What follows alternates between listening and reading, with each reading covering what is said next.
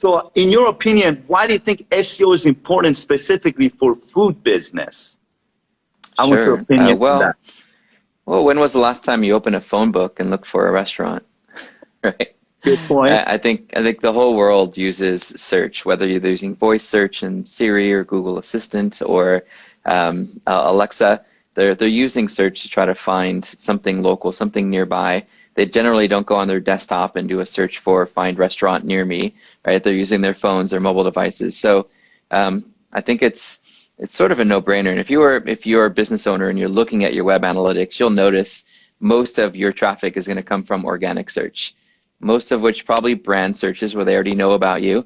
And if you're lucky, some non-brand searches that don't include your business name that you've optimized your website to appear for.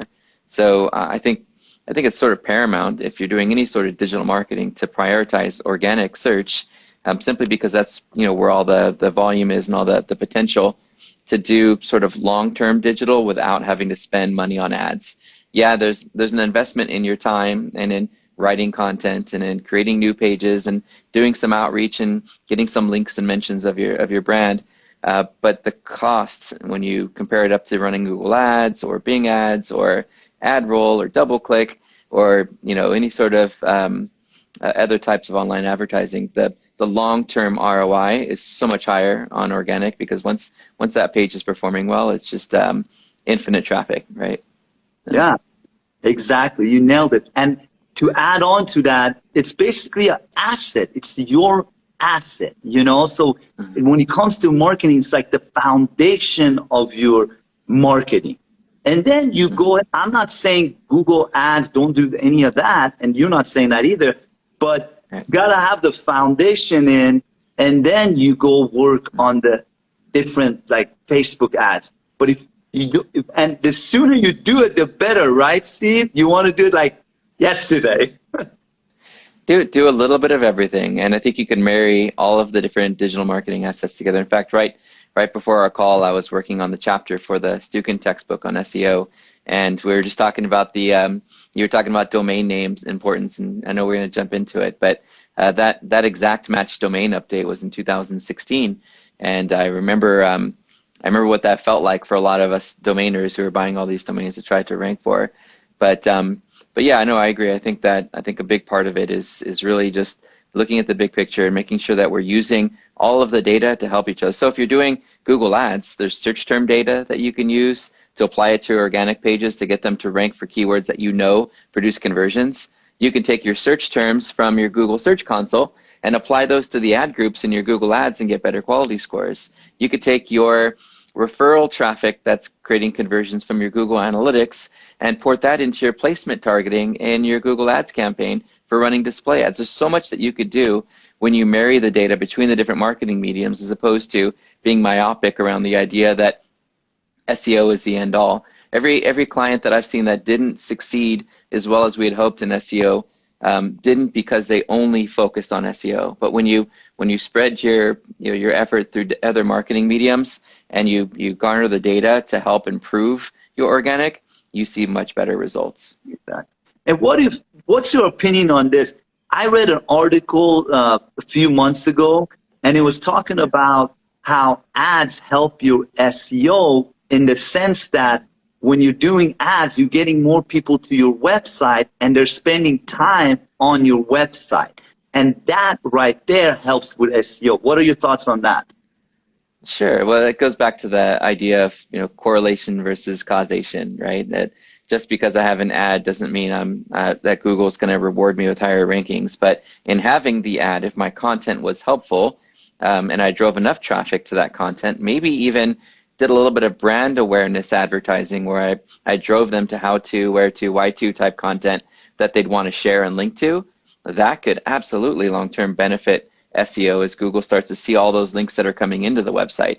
But generally, people don't link to sales pages, right? They don't share sales pages or product pages. That's just not something people do. But they do share how-tos and more of that upper funnel type content. So if you are getting into more of a branding campaign at the upper funnel and you want to use ads as a catalyst to earn links and to get more visibility to your content. I think that's a fantastic idea. And then, as you mentioned, there's also that idea that someone's going to remember your brand and they're going to search for you because maybe I was looking for coffee and I found Nespresso, and then a few months later I was like, oh, what was that coffee brand that I found when I clicked on that ad last time? Oh, that's right, it was Nespresso coffee, Nespresso espresso machine. I'm going to type in words like that, and Google's going to start to correlate the entity that they have in their database for Nespresso and the keywords that I searched and the organic result that I chose, from that to start to make some inferences about how relevant that brand is to those keywords. So I think there is a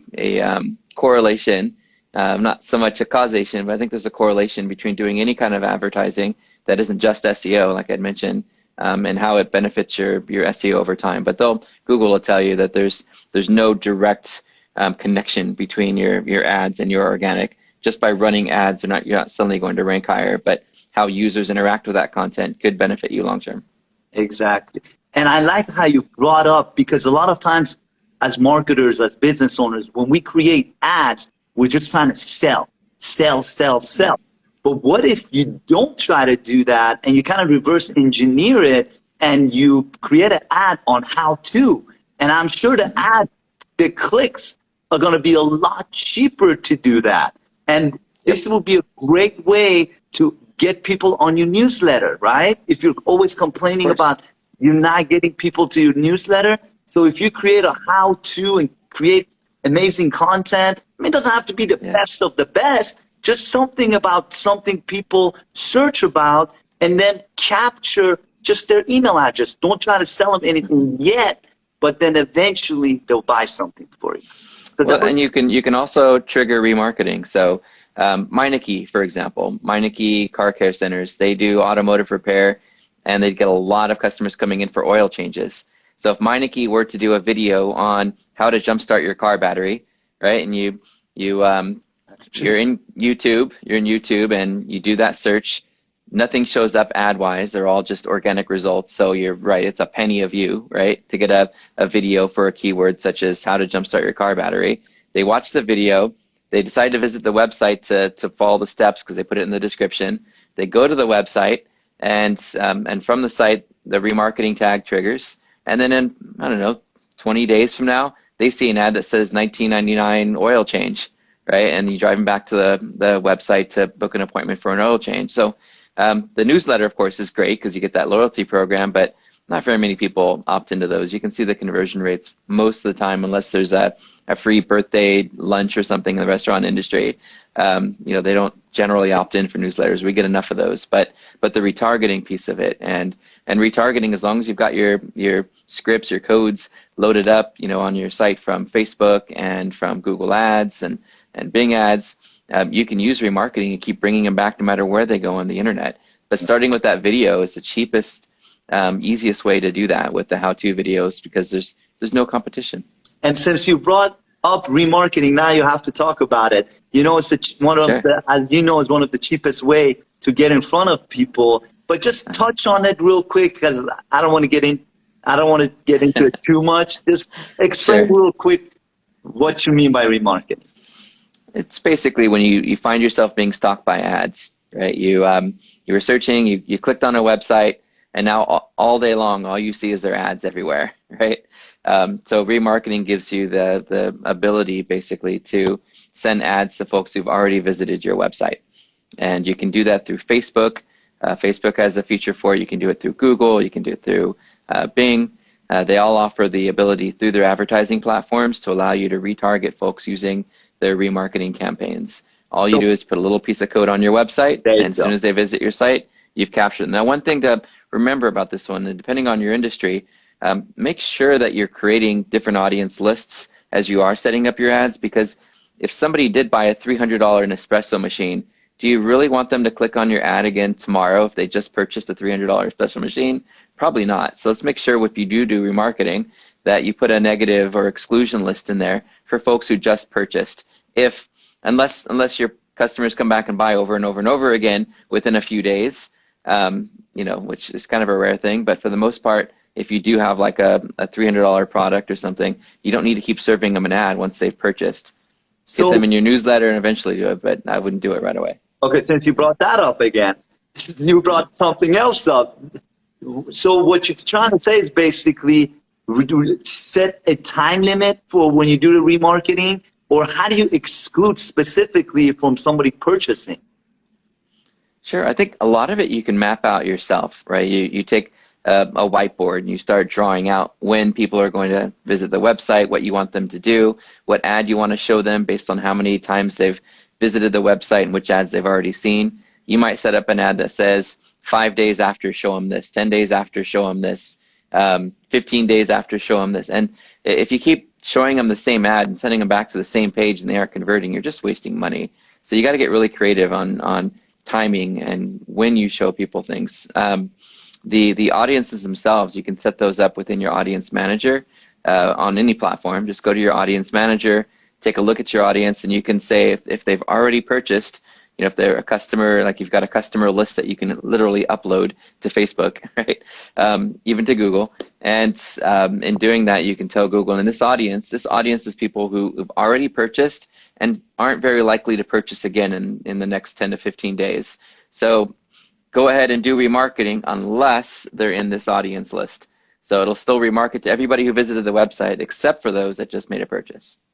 So you're saying basically because after they made the purchase, you got their email address, and then you go in and set it up with that information. Well, yeah, if you have their email and you know what they purchased, then yeah, you can put them into your own marketing automation list. And now we're getting completely out of SEO, but you put them in your CRM, your HubSpot, your Salesforce, and you tag them or put them in a list that says this person bought an oil change on this date.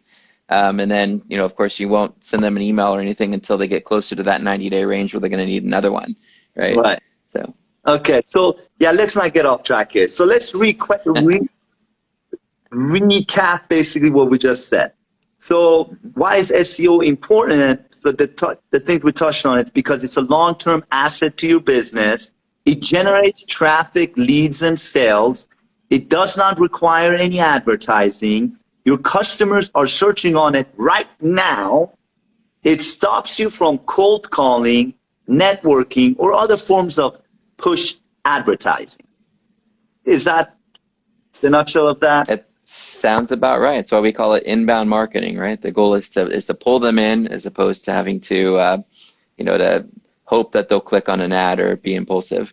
So yeah, you're right. It's inbound marketing is such a great way to drive traffic organically over time.